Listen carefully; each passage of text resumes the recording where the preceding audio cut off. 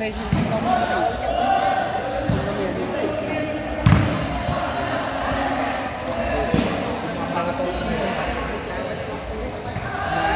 tại vì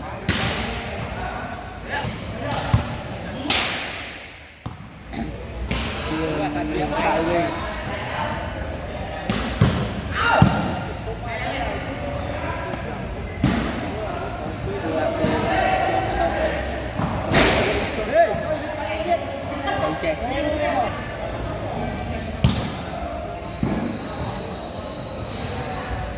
đỏ quay scope không đấy này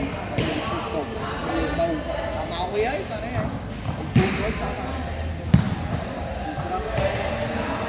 đánh cung quay kia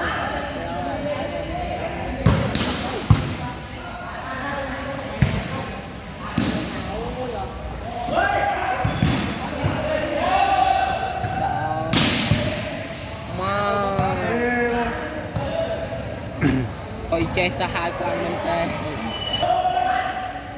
nó mà cù lính thích bắt ơi chụp bắt đây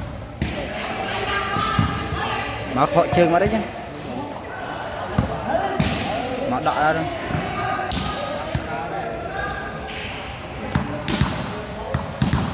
cùi xẹp à cùi xẹp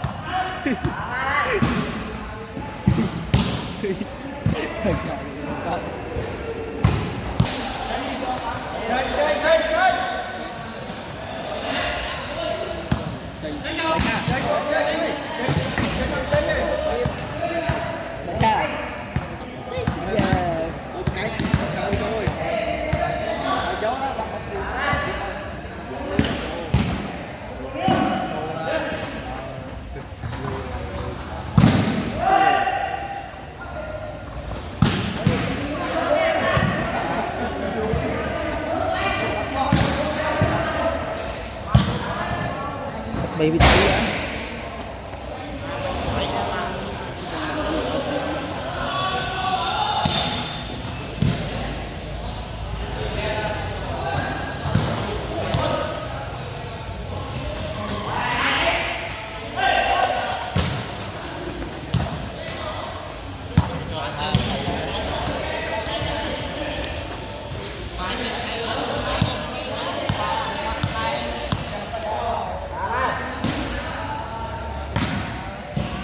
thôi mai cái bay Hãy subscribe cho kênh